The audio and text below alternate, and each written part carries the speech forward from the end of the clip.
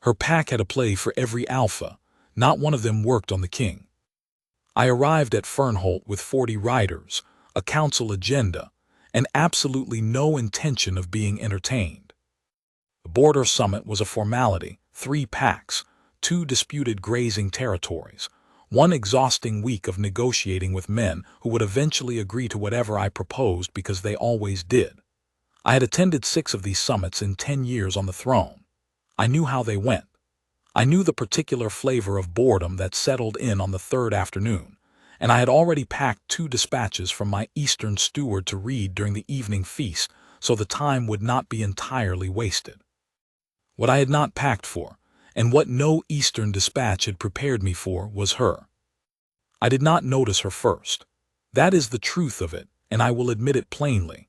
I was not paying attention when I should have been, because I was scanning the greeting party for the packmaster of Fernholt and cataloging the faces I recognized from the last summit, and she was standing 3 rows back, talking in a low, rapid voice to the young woman beside her. Her hair was loose, dark, slightly wind-tangled, and she was wearing a green riding coat with the collar turned up against the evening chill, and she was gesturing with both hands in a way that suggested the conversation was very important and very secret, and also very nearly finished, because the moment the packmaster called the gathering to order, she stopped mid-sentence, pressed her lips together, and looked forward with the particular expression of a person who has just finished giving instructions. My wolf noticed her before I did. That is unusual. He is an old, deliberate creature, silver-gray and vast, the kind of wolf that has seen enough of the world that very little moves him to urgency. He has not shown particular interest in a stranger in 11 years. He showed interest in her within 30 seconds of my arriving in that courtyard. He did not howl or surge or do anything dramatic. He simply turned his full attention toward her the way a compass needle finds north, a slow, certain rotation, and then he settled into a low, watchful stillness that I recognized. I recognized it because it was the same stillness he had shown 11 years ago, when he had decided that Ironspire Hold was where we were going to make our home. That kind of decision, the kind he does not negotiate. I looked at her more carefully. She was looking at the packmaster. Her expression was politely attentive and entirely composed. But her right hand, hanging at her side, was making a small, rhythmic tapping motion against her leg, 3 taps, a pause, 3 taps, the way a person keeps time when they are waiting for something to begin. I wondered what she was waiting for. I found out at dinner. The feasting hall at Fernholt is long and narrow, built of pale river stone, with rushes on the floor and good candles. The packmaster seated me at the high table with himself, his elder sons, and the representative from the 3rd pack, a gray-bearded man from Westonfen who talked about grazing yields with the focused pleasure of someone who had been wanting to discuss this for months. On my left, across the table, the seating had been arranged for, as the packmaster put it, some of our younger members who have distinguished themselves this year. 4 chairs, 4 young people, aged perhaps 20 to 25. She was among them. She sat directly across from me, which I suspect was not an accident, though I could not then have said whose intention it was. She had changed from the riding coat into something simpler, a dark blue dress, modest and well-fitted, her hair pulled back now, and she was talking to the young man on her left with the easy animation of someone who has never in her life been intimidated by a room. The young man was nodding along with the expression of a subordinate who has received detailed briefing and is trying to remember all of it. She glanced at me, met my eyes for exactly 2 seconds, neither flinching nor performing, then returned to her conversation. My wolf made a sound in the back of my mind. Not a growl, something more like a low, amused rumble, the sound he makes when he thinks I'm being slow. The dinner began. I spoke with the packmaster. I spoke with the gray-bearded man from Westonfen about grazing yields which were, I gathered, extraordinary this year. Across the table, I was aware, without looking, of a particular quality of readiness in the young woman in blue. She was waiting for an opening in the conversation the way a good hunter waits, patient, utterly still, but not relaxed. The opening came when the pack master turned to answer a question from one of his sons, and the Westonfin man reached for his cup, and there was a natural pause. She took it. "Your Majesty," she said, and her voice was warm and direct, not simpering, not stiff. "I understand Ironspire Hold keeps a kennel of the northern gray wolves for training. Is it true they're bred from the old mountain lines?" It was a good question, specific, intelligent, flattering in its implication that I would know the answer in detail. Most people who attempt conversation with me at formal dinners ask something either so broad it requires no real answer, "Your Majesty, how was the ride?" or so sycophantic it requires no real engagement. This was neither. I knew the northern gray wolf lines, had strong opinions about the mountain breeding program versus the valley lines, and I noticed this as I opened my mouth to answer. I was already engaged before I had decided to be. I answered at some length. She listened with genuine attention. I can tell the difference, after 10 years on a throne, between genuine attention and performed attention. And when I finished, she asked a follow-up question that demonstrated she had retained everything I said and wanted to know more. We talked about the wolf lines for nearly 10 minutes. She knew more than a border pack young woman had any particular reason to know, which told me she had done preparation, which told me this was not accidental. At some point, I noticed the young man on her left was no longer trying to remember instructions, and had instead retreated to talking to his dinner companion, having apparently concluded that the plan was proceeding without him. A plan, she had a plan. My wolf rumbled again, still that low amusement. I looked at her more carefully, not at her face this time, but at the small things around it. The deliberate calm of her hands, the timing of her questions, the fact that every time the pack master or the Westonfin man re-entered the conversation, she yielded with perfect grace, and then, when the next pause came, she returned, always from a slightly different angle, always interesting. She was running something. I did not know what it was. But she was doing it with considerable skill, and I found, to my own mild surprise, that I did not mind. I learned her name the next morning. Wren. She was 23, daughter of Fernholt's head keeper of records, a position that explained both the access to detailed information about wolf lines and the general quality of her preparation. She had lived at Fernholt her whole life. She was not, as far as my captain could discover, promised to anyone. She also, according to my captain, who had been talking to the stable hands with the cheerful efficiency he applied to all intelligence gathering, arrived at breakfast with 2 of her friends every morning, and held what the stable hands described as strategy meetings before the day began. Strategy meetings, I repeated.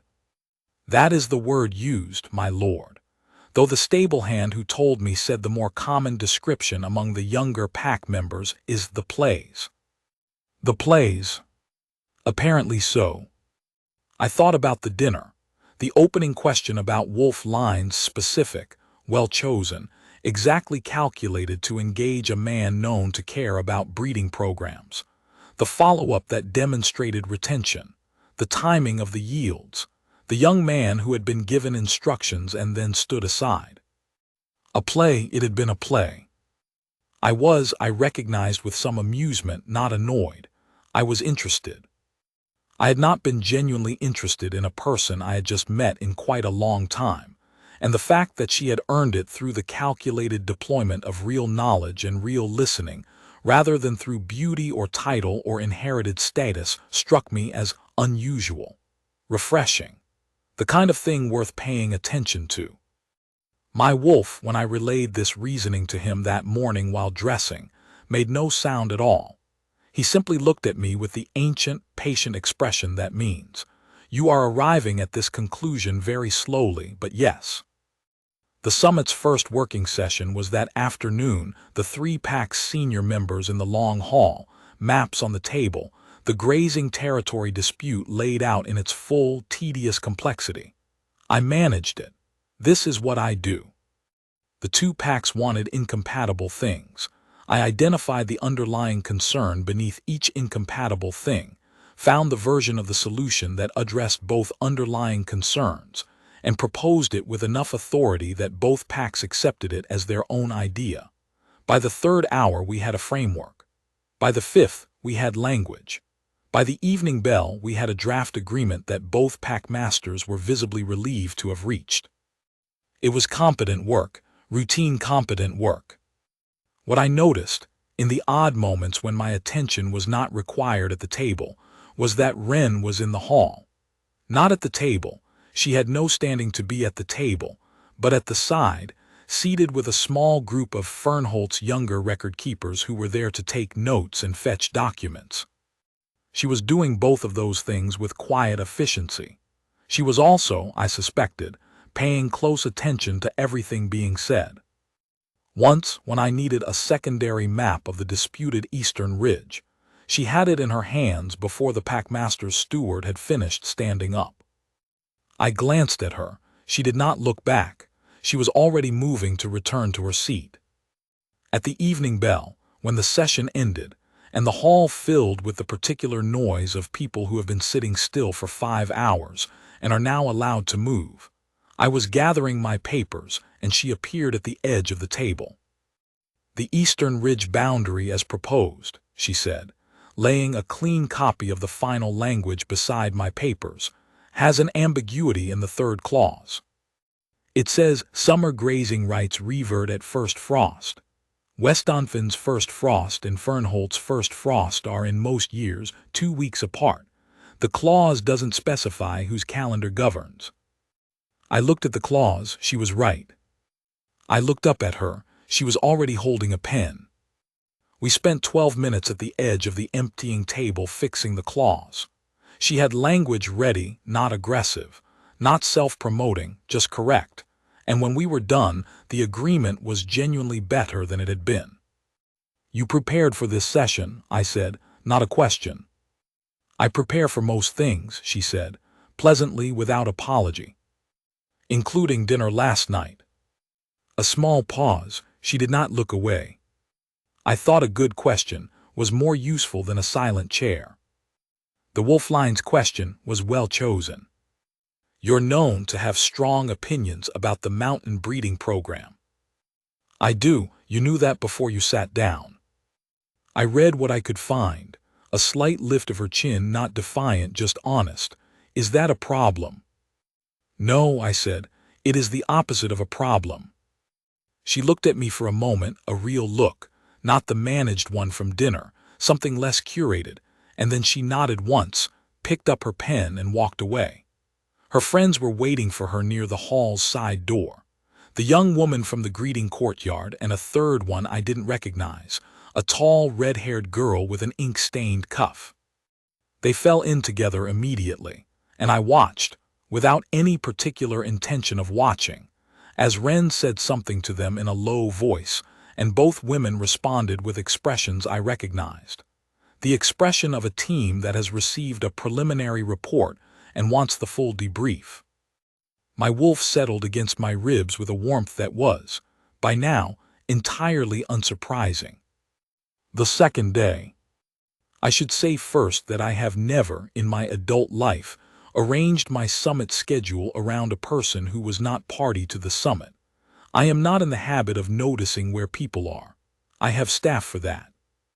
And yet I noticed, the following morning, that Wren and her friends took their breakfast in the east courtyard, at the low table near the fig tree, and that they were there at the same hour each day, and that the conversations they had, though I could not hear them from the window of my chamber, had the quality of focused preparation. Gestures. A small folded piece of paper that the red-haired one produced and that Wren studied, then handed back, then said something about that made the red-haired one sigh. Strategy meetings. I did not attend breakfast in the east courtyard. I am a king. I eat in private and at a time of my choosing. But I did find, that second morning, that I walked the long way from my chamber to the working session, which happened to route through the eastern corridor, which had a window above the fig tree. She was revising something. She had the folded paper on the table, and she was making notes on it. Her breakfast was beside her, half-eaten.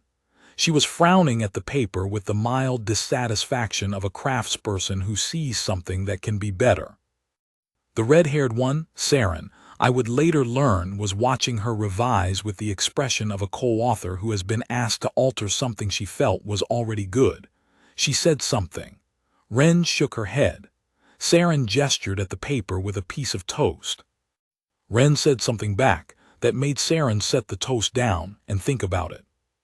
Whatever the revision was, they reached agreement before the bell rang for the second session. Ren folded the paper, tucked it inside her coat, and picked up her half-eaten breakfast with the purposeful calm of someone who is, at this moment, exactly as prepared as she intends to be. I moved on before she looked up. My wolf, accompanying me down the corridor in the interior way he does when he wants to be present without drawing attention to himself, was radiating a very specific kind of warmth. The warmth of a creature watching a person he has already decided about, moving through a world he is already certain she will navigate with full competence. I found this, walking toward the working session, unexpectedly comforting. The second working session was briefer: clean-up language, witness signatures, the ceremonial sharing of the summit record. By mid-morning we were done with the formal business. The afternoon, by the summit's traditional courtesy, was left open. The packmaster had arranged various options: a ride through the eastern hills, a visit to the border market in the lower town, a tour of the Great Archive for those who had interest in records. The Great Archive, Fernholt's oldest records going back 3 centuries. The packmaster mentioned it once at the table as the least attended of the options. I said I would like to visit the archive. My captain looked at me with the carefully neutral expression he uses when he is choosing not to comment. There was also, that second evening, a smaller supper, not the formal feast of the first night but the lighter gathering that the packmaster hosted on the summit's second day, where the seating was less prescribed and the conversation was meant to be social. I arrived to find my captain had, through whatever instinct or information, placed me at a round table near the eastern hearth, at which there were already seated the Westonfen man's deputy, a pleasant, quietly sharp woman who handled the eastern grazing ledgers, and 2 of Fernholt's senior record-keepers. And Wren, already seated, already talking to the Westonfen deputy, with the particular ease of a person who has been in this room before and knows its rhythms. She saw me arrive. Something passed across her face, very fast, very controlled, and I recognized it for what it was: the rapid reassessment of a strategist whose board has just been rearranged. The round table, the informal seating. This was not the play she had prepared. This was improvisation. I watched her improvise. She was remarkably good at it. The plan, whatever the folded paper had contained, had presumably been designed for the long formal table's geometry: the careful angle, the prepared question, the yielding and returning. A round table with 5 people and no hierarchy of seating did not reward that approach. There was no angle, there was only the room. She leaned into it. That was the interesting part. She did not fumble or retreat to a smaller version of the original play.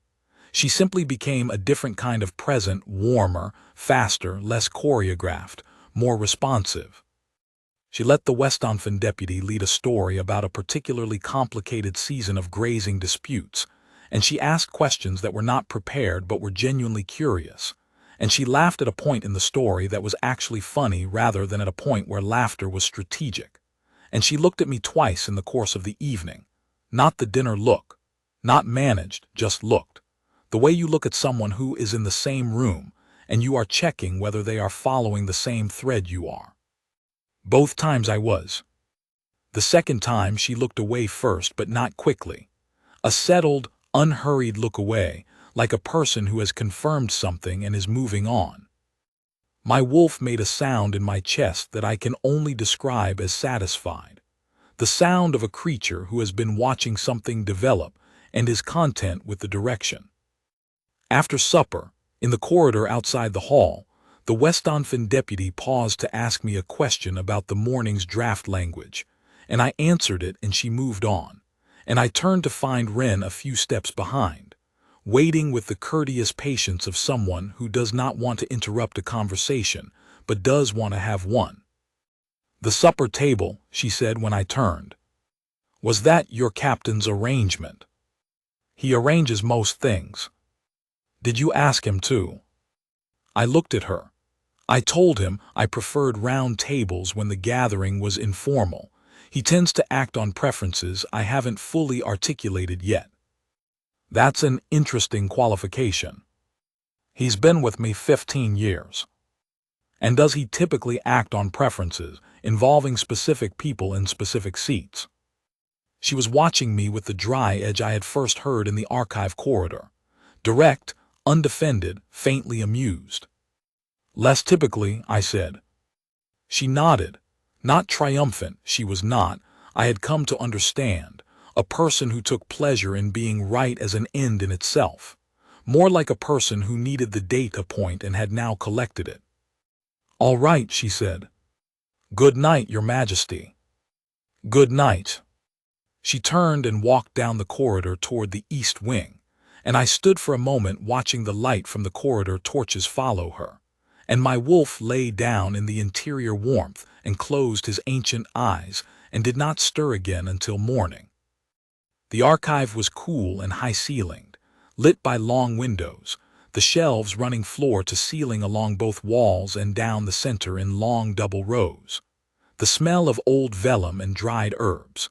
The Packmaster's senior archivist met us at the door, a thin, white-haired woman who clearly had not expected the Alpha King to appear that afternoon and was marshaling her composure with visible effort. I was looking at the shelves and had just begun asking about the pre-summit records when Wren came around the corner of the center row with a bound volume under one arm. She stopped. "I will give her this." She recovered in approximately 2 seconds, which is faster than most people manage when they find the Alpha King in a place they did not expect him. "Your Majesty," even pleasant, not flustered. "You use the archive," I said. "My father is the head keeper of records." She held up the bound volume slightly. "I'm returning this." "What is it?" "The boundary survey of the Eastern Ridge from 112 years ago. I thought it might be useful to have the historical precedent for the summit discussions." "That was your preparation." "Part of it." I had the senior archivist withdraw to her desk at the far end. She went with the expression of a woman trying to be professionally invisible, and I walked with Wren along the center row. She showed me the Eastern Ridge survey, and then the older treaty records from the summit 60 years past, and then, because I asked, and she knew where everything was, the pre-settlement maps of the Fernholt water system that had nothing to do with the current summit but were genuinely interesting. We talked for an hour. I do not mean that there were long, comfortable silences and then a few words. I mean we talked, continuously, with the quality of conversation that has no dead air because neither person wants to stop. She knew the archive the way I knew Ironspire's training grounds, not because she had studied it, but because she had spent time in it for the pleasure of it, and the difference between studied knowledge and lived knowledge is one that I have always been able to hear. At some point she set the survey on the reading table, and we stood looking at it together, the century-old boundary lines, the hand-drawn ridgelines, and she was close enough that I could have reached out and closed the 2 feet between us without effort. I did not. That was not what this afternoon was.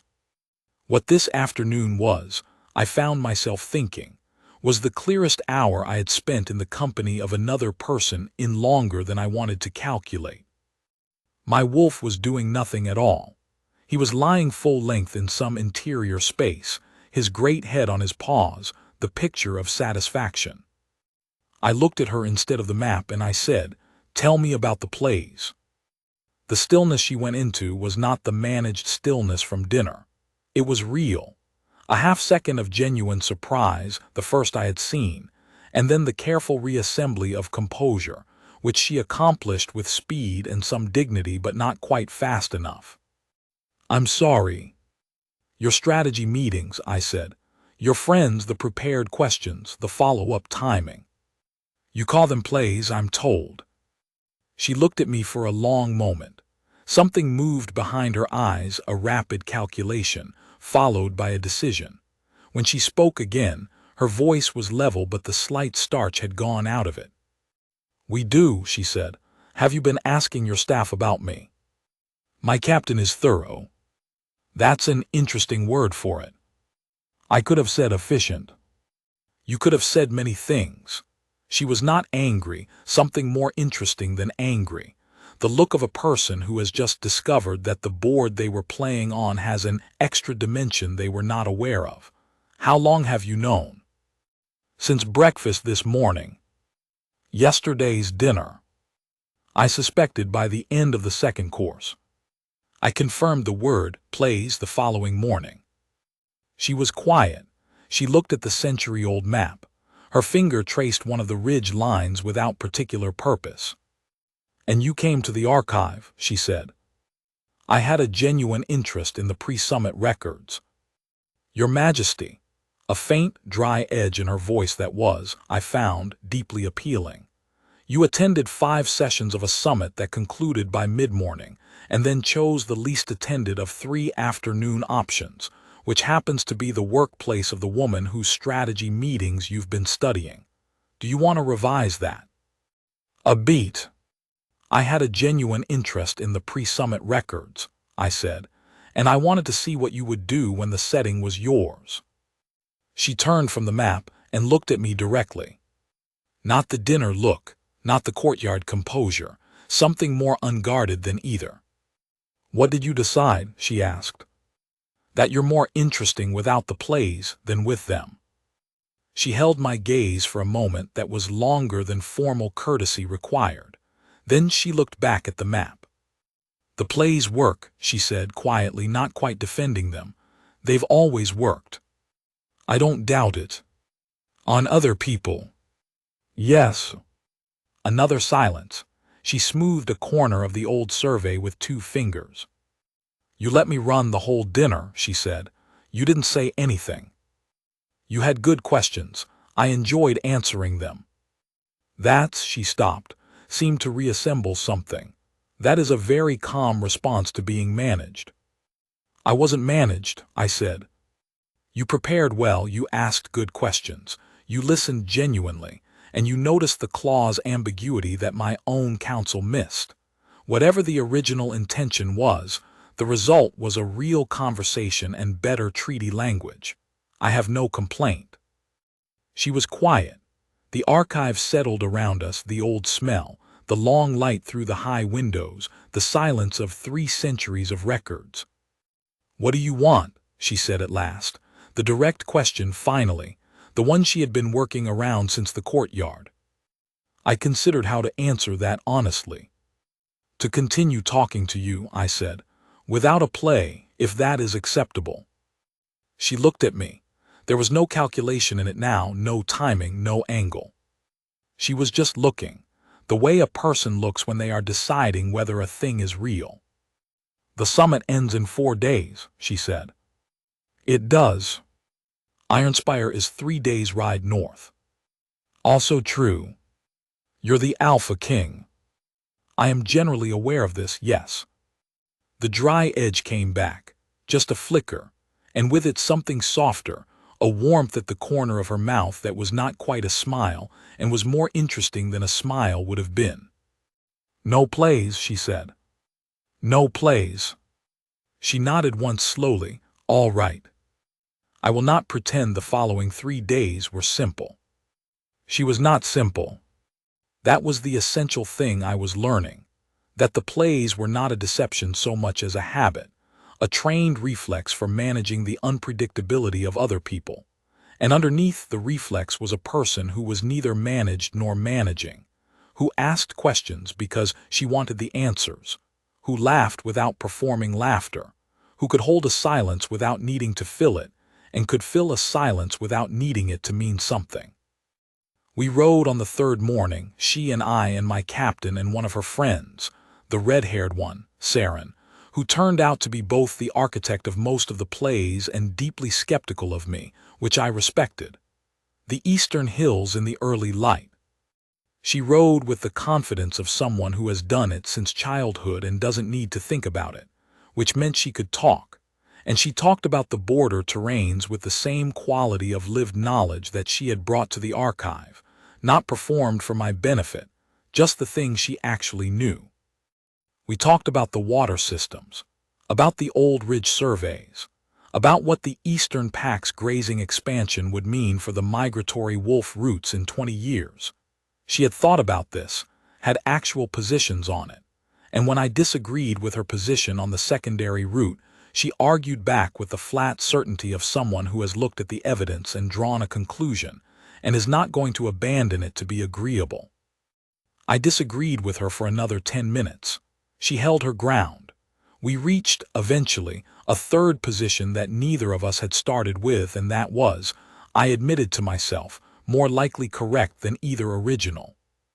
My wolf during this exchange was doing something I had not experienced from him in years. He was wagging. Not visibly, there was no visible wolf in those hills, only my captain and Saren watching from a diplomatic distance. But the internal sensation of it, the low, warm flag of a large tail, was unmistakable. I had the very undignified thought that if my wolf could speak aloud, the way the stories claim they do in old pack bonds, he would have been insufferably smug about all of this. Saren, for her part, rode 3 lengths behind and watched the exchange with the expression of a woman revising her assessment in real time, and not entirely pleased to be doing so. At one point she caught my eye when I glanced back, held it for a moment with the flat evaluative look of someone who has been friends with a person for years and knows every flavor of that person's happiness, and then she looked forward again without comment. On the way back, Ren fell slightly behind to ride beside her, and I heard them talking in low voices. I did not try to hear what was said. But when we re-entered the Fernholt courtyard and dismounted, Saren glanced at me once more, and this time the look was different, still evaluative, but with something that might, given another few weeks, become provisionally approving. On the third afternoon, she found me in the courtyard where I had spread the summit documents to review before the formal signing. She sat down across from me without being invited, which I noted and approved of, and began reading the record copy with the focused manner of someone who intends to catch any remaining errors. "You don't have to do that," I said. "The clause in the Eastern Ridge boundary was a problem.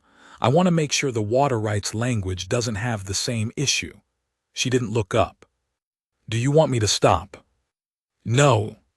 She found 2 small issues, both fixable before signing. I fixed them. "Thank you," I said.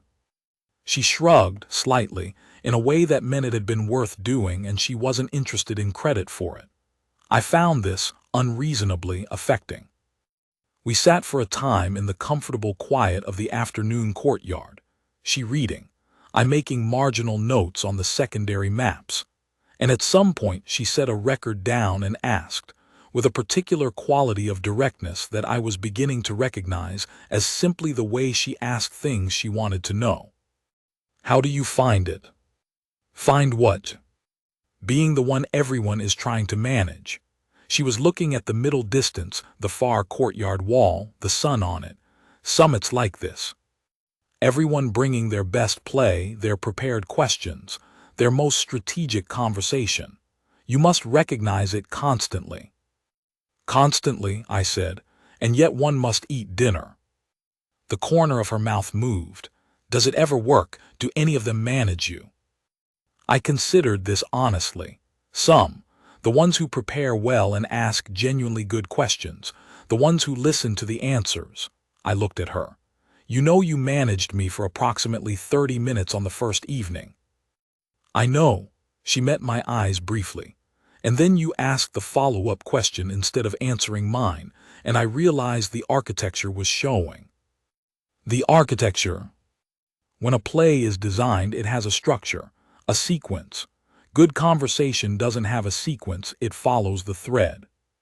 The moment you followed the thread instead of the sequence I'd laid, I knew you were. She stopped. Were what? Not playing. The afternoon light came down across the courtyard stones, and somewhere in the lower hold one of the wolves called, a long, carrying sound that the eastern hills returned. Were you disappointed, I asked, when it stopped being a play? She thought about it, genuinely thought about it with the consideration she gave to questions that deserved one. No, she said at last. I was unmoored briefly. I have been running plays since I was 17. I am very good at them. I know what to do when they work and I know what to do when they fail. A pause. I didn't know what to do when one worked too well and then turned into something else. What did you do? I talked to you, she said simply. It seemed like the only sensible option. I looked at her.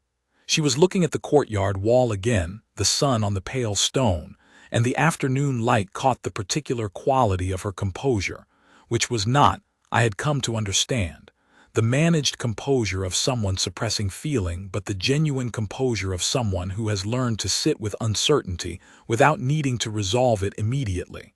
A rarer thing, a harder one thing. I asked about your work, I said. Tell me about the records you've been indexing. She told me about the records she had been indexing, a long project, years old, connecting the fragmented records of the border packs into a single continuous archive that could track territorial movements over centuries. She had realized, years ago, that the border disputes that came up every generation were almost always the same disputes, and that they recurred because no one had a record long enough to see the pattern. If the pattern were visible, the disputes would be resolvable before they became crises.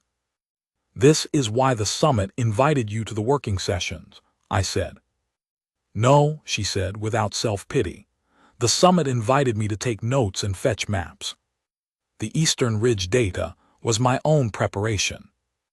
You should have been at the table. I am 23 and not a pack master or a council member. In 10 years, the table will be a smaller problem than the one of finding someone to manage what you're building in that archive.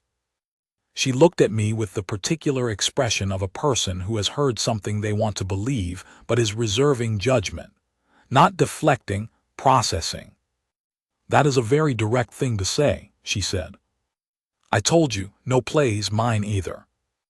At that, something shifted in her expression.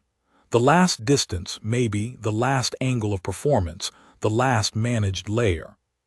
What was underneath was something direct and warm and wholly undefended. And it was, I was aware, the face she showed the red-haired archivist and the friend from the greeting courtyard, the face that was not for formal settings or strategy meetings or dinners across from King's. She showed it to me anyway. The signing was on the 4th morning. Formal, attended by all 3 PAC senior members, conducted in the great hall with the winter sun coming through the high windows and the weight of the old stone all around. I signed. The PAC masters signed. The gray-bearded Westonfin man signed and then, quietly, shook my hand with a warmth that suggested the summit had gone better than he had expected. Wren was at her usual post, the records table at the side of the hall, this time holding the official copy for the Fernholt archive. She was doing her work. She was not looking at me. My wolf, settled and content, was paying no attention to the ceremony.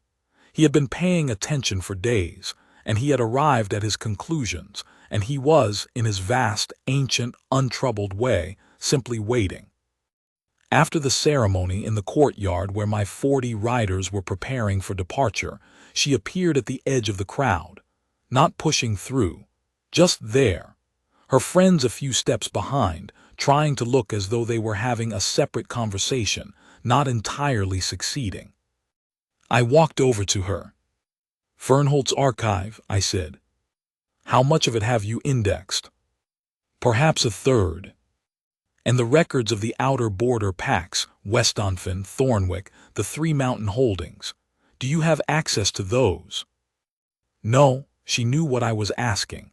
She had the expression of someone choosing whether to let herself hope a thing. "They're independent archives. I've been writing to their keepers for 2 years. The responses are polite." "If the request came from Ironspire's council," I said, "the responses would be less polite and more prompt." She was very still. "Are you," she stopped, started again, "are you offering me Ironspire's formal sponsorship for the archive project?" "That is one of the things I am offering." The silence was the kind that means a person is holding something carefully. "What are the others?" she asked quietly. I looked at her, Wren, who had prepared a play for every contingency and had run it clean and well, and had been entirely surprised when it stopped being a play and became something else, who had argued with me about wolf migration routes with the flat certainty of someone who does not abandon her positions to be agreeable, who had fixed a clause ambiguity that my counsel had missed and asked for no credit for it, who had, by the end of 4 days, shown me more of herself than I suspected most people ever saw. "The thing I asked for in the archive," I said, "to continue talking to you. I would like to continue beyond the end of the summit if that is acceptable to you. Not a formal arrangement, not a council proposal. A question from me to you, to which I want your real answer." She looked at me for a long moment. Behind her, the red-haired one, Saren, had stopped pretending not to listen. The friend from the courtyard was gripping her own sleeve. "Your Majesty," Wren said, and there was something careful and warm in it, "I have been preparing plays since I was 17. I have a play for every opening and a contingency for every response, and I have never, not once, run out of moves." "I know," I said. "I ran out of moves at dinner on the first night," she said. "The second time you answered a question by asking me one back, and you actually listened to the answer. I didn't have a play for someone who actually listened." "I gathered that. Your friend on your left looked confused when you stopped giving him signals." A small, involuntary laugh, genuine, unplanned. She covered it briefly with the back of her hand and then stopped covering it, as though she had decided that was a habit she was finished with. "I hadn't told him what to do when the plan worked too well," she admitted. "What was too well?" She looked at me with the directness that had been there since the archive, when it stopped being strategy. My wolf, full length and warm, raised his great head once in the interior space where he lives, with the expression of a creature that has always known how this ends, and has had very limited patience with the journey. So I said, "My question." "Your question," she agreed. And then, meeting my eyes with the composure of a woman who has stopped managing the outcome and is simply answering, "Yes." She came to Ironspire in the spring. Not alone. My counsel would have had considerable opinions about alone. And besides, the red-haired Saren was, by then, deep enough in correspondence with Ironspire's own senior archivist that a joint residency made institutional sense and required no explanation that anyone had to provide to anyone. Wren's friend from the courtyard, Myra, a veterinary keeper who had treated the great wolves for 3 years, also came, which the wolves themselves seemed to regard as correct, since by the first week they had adopted her with the straightforward warmth of creatures who recognize good hands. The 3 of them arrived on a gray morning in early spring, when the last of the northern snow was still on the upper ridges, and the Ironspire courtyard held the clean chill of a season not yet decided. I was at the gate, not because a king is required to stand at the gate for an arriving party of 3, and my counsel had made this exact point, but because my wolf had been restless since dawn with the particular quality of restlessness that is not anxiety but anticipation, and standing in my own great hall waiting for a formal announcement had seemed, after 20 minutes, genuinely intolerable. She came through the gate on a bay horse, Saren on her left and Myra on her right, and she was wearing the green riding coat again, the one with the turned-up collar, and she looked, arriving into Ironspire's gray spring courtyard, entirely herself, not overwhelmed by the hold size or the formal occasion of the arrival, just present, looking around with the attention of someone cataloging a new place they intend to understand thoroughly. She saw me at the gate. The small pause before she dismounted was, I thought, the first time I had ever seen her need a moment. She recovered it cleanly, dismounted, and crossed the courtyard with the direct, unhurried step I had first noticed 3 months ago. "Your Majesty," she said. "Wren," I said. Behind me, my senior archivist, who had been told nothing except that a specialist in border records was arriving for a research residency, looked between us with the beginning of an understanding he was not certain he was meant to have. I showed her the archive that afternoon. All of it, the main hall, the treaty vault, the deep storage where the oldest records lived in wrapped cedar shelving, the upper reading rooms with their long northern light. She moved through it with the quality of focused attention she had brought to Fernholtz, but this was larger, older, more dense with material, and I watched her register that. The small intake of breath in the treaty vault. The careful, reverent way she lifted a corner of the oldest cedar-wrapped bundle and looked at the binding beneath, just looked, then set it back with a precision that told me she understood what she was holding. 3 centuries, she said. 3.5 in the deep storage. The older pre-settlement records are fragmentary, but they're there. She was quiet for a moment. Fernholt's archive goes back 160 years. I know. This is, she stopped, looked along the shelves. Sufficient, I suggested. Something moved in her expression, a brightness that was, I recognized, nothing to do with performance and everything to do with a person who has just been shown the exact right thing. That is a significant understatement.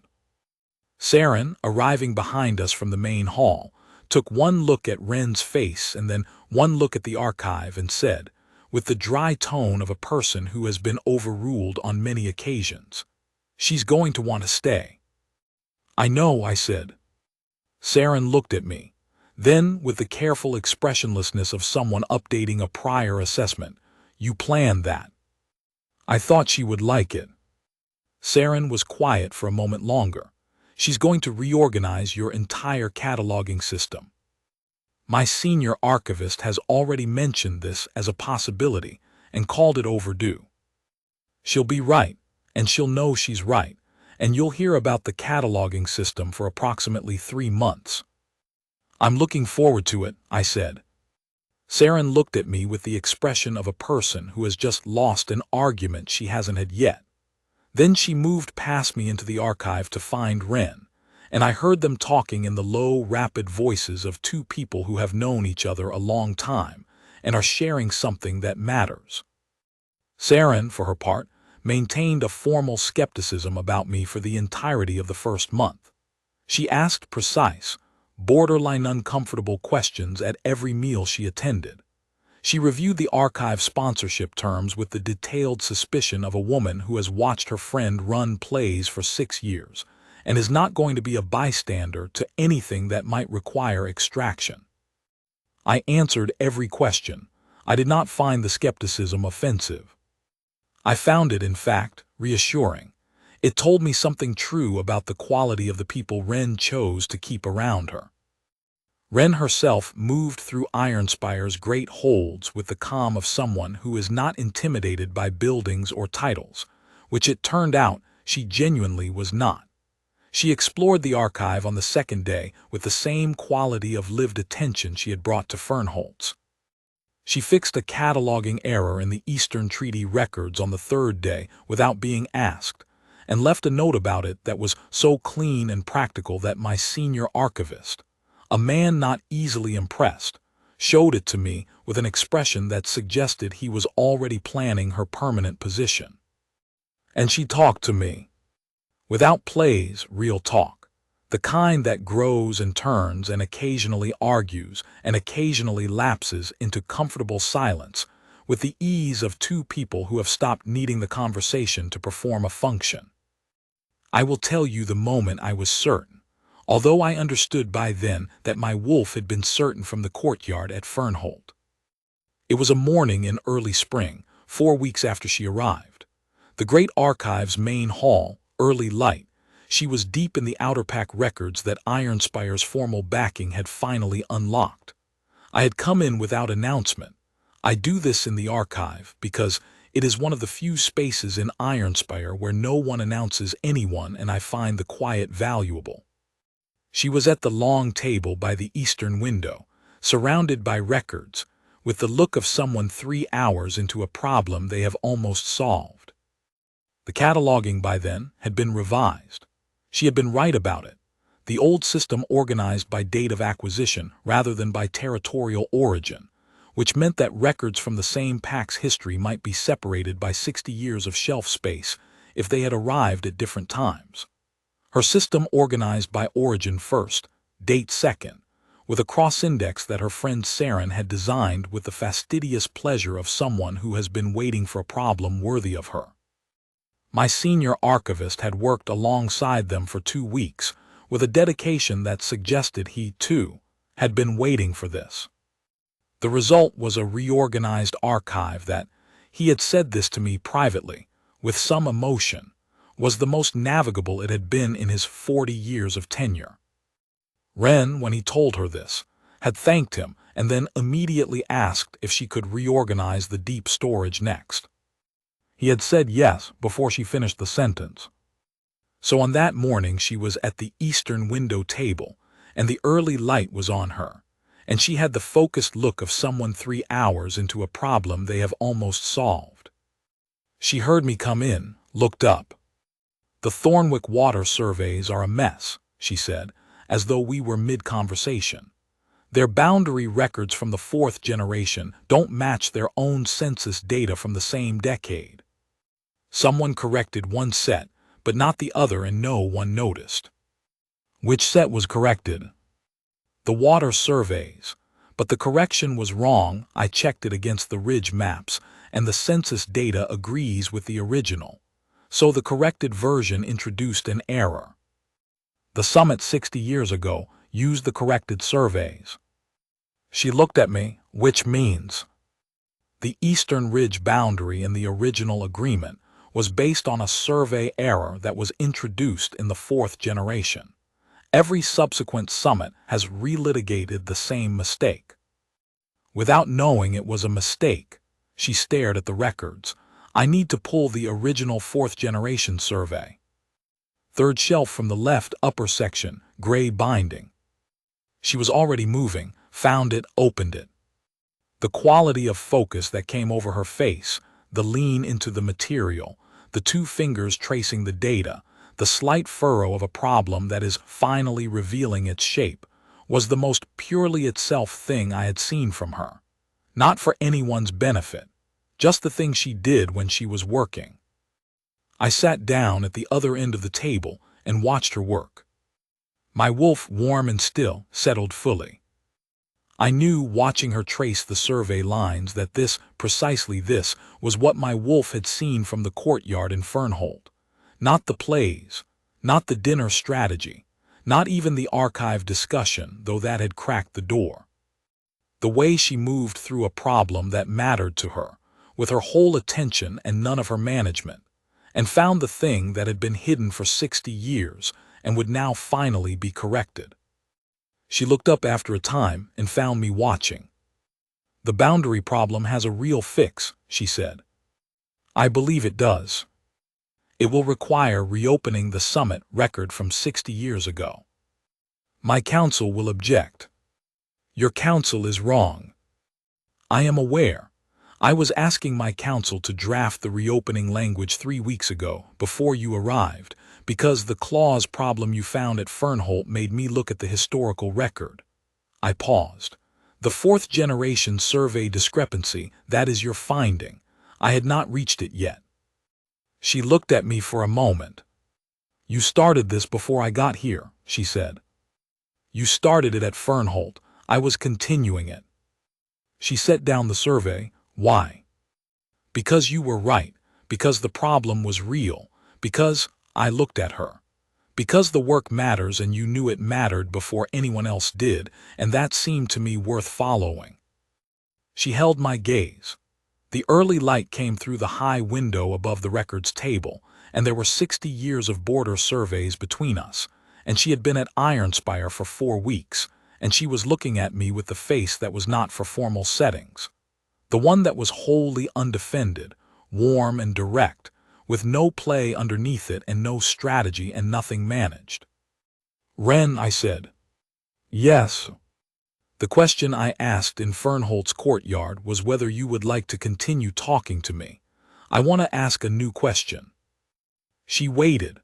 The quality of her stillness was the same one from the courtyard, not the managed stillness of the dinner, but the genuine one of a person who has stopped calculating outcomes and is simply present. Will you let me make a life with you? I said. Not a formal arrangement, not a council proposal.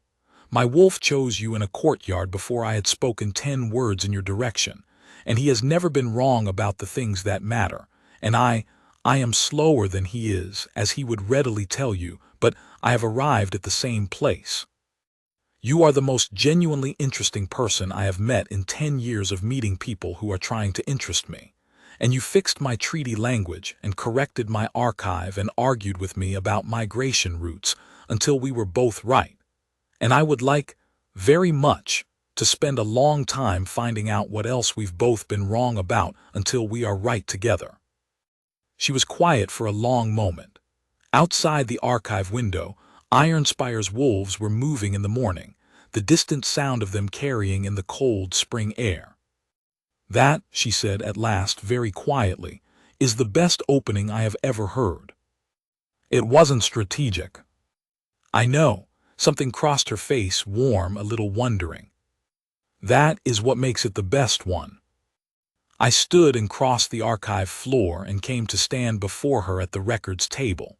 She looked up at me, direct, unhurried, with the dignity of a woman who knows her own worth and is not going to perform it for anyone.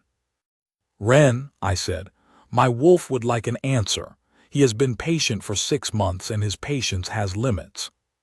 She laughed the real laugh, the one that didn't need covering. And then she reached forward and took my hand where it rested on the table and held it in both of hers with a simple, deliberate warmth that was not a play and not a strategy, and was not for an audience. Yes, she said, to the life, to the arguing, to the wrong answers we work until they're right. A pause and the corner of her mouth lifted. Tell your wolf he was annoyingly correct. My wolf, ancient and silver-gray and vast, raised his great head in the interior space, and did something I had not heard from him in 11 years. He laughed. There are people at Fernholt who, when they tell this story, say that the Alpha King came to the border summit and was captured by a clever girl with a set of plays. They say it as a kind of tribute to her, the ingenuity of it, the preparation, the method. They are not wrong, but they are not entirely right either. The plays were the introduction. They were the door she built to get into a room she wanted to be in, and she built it well, and she opened it well, and I walked through it willingly, because the questions were good, and the listening was real, and there was something underneath all of it that I could feel even at the first dinner, some quality of genuine presence, some brightness of mind and strength of character that the plays were orbiting around without quite being.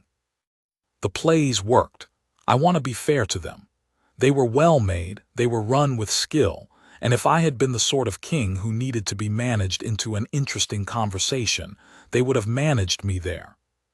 But I was not that king, and she found that out at the second course of a formal dinner, and she could have retreated to the plays as cover, and I would never have known the difference. She did not retreat. That was the thing. When the plays stopped working, she set them down, and the woman who set them down was more interesting than any play she had ever designed, and I believe, she had been waiting a long time for a room where setting them down was safe. I did not give her the room. She built it herself in the archive, with the century-old surveys and the honest answers and the argument about migration routes that she was right about. I simply recognized it when she opened the door. My wolf chose her in a courtyard before I had said a word. He knew something I was still learning, that the bond does not always arrive with fire and ceremony, and a mark blazing on the wrist in front of a hall full of witnesses. Sometimes it arrives quietly, in an archive full of old records, while a woman with ink-stained fingers traces a survey line and finds the error that 60 years of summits missed. Sometimes it arrives as simply as a hand reached out across a records table and held. Wren is my mate and my Luna and the keeper of Ironspire's most complete border archive in 3 centuries, which her friend Saren has since described, with characteristic precision, as the 3 most consequential things to happen to the northern packs in living memory, in that order. The border disputes she mapped and resolved have not recurred. The migration route she argued me into accepting has proven, over the years, to be correct. My counsel, after the 3rd time she quietly identified something they had missed, stopped needing to be persuaded and started sending her their drafts directly. She still holds strategy meetings. I have sat in on 2 of them. They are extraordinary, detailed, well-reasoned, conducted with the focused delight of a person who genuinely loves the design of things. Saren produces folded papers. Myra raises concerns that Wren then addresses. The whole thing has the quality of a well-run summit session, except that the summit is life, and the stakes are always something she cares about, and she wins more than she loses, which is the correct ratio. She does not, for what it is worth, run plays on me. She simply tells me what she thinks, with the directness she brought to the archive on the 3rd afternoon of a border summit, and I tell her what I think, and we argue until we are both right. She still argues the way she argued on that hillside about the migration routes, with the flat, evidence-based certainty of someone who has done the work and does not intend to be agreeable at the expense of being correct. I still disagree when I disagree. We still reach, more often than not, a 3rd position neither of us started with. Saren has said, on more than one occasion, that watching us negotiate a difference of opinion is the most tedious and most functional thing she has ever witnessed. I have decided this is a compliment. Myra has said nothing about it, but Myra's opinion can be read in the expression of Ironspire's wolves, who follow her with the devotion of creatures who recognize that the people they love are in the right place. They took to Wren the same way, on the 3rd morning of her residency. The eldest of the great wolves, a gray-muzzled female who had been with Ironspire longer than most of my council, walked to the archive door and lay down across the threshold, and stayed there until Wren came out, and then turned and walked beside her to the evening hall with the settled authority of a creature, announcing a decision that has already been made. My wolf had, by then, been entirely silent on the subject for weeks. He had said what he needed to say in a courtyard at Fernholt, and everything since had been the long, warm proof of it. It is, I have concluded, the best possible version of any conversation. My wolf would tell you he knew this before I did. He would be entirely correct, and I have made my peace with that.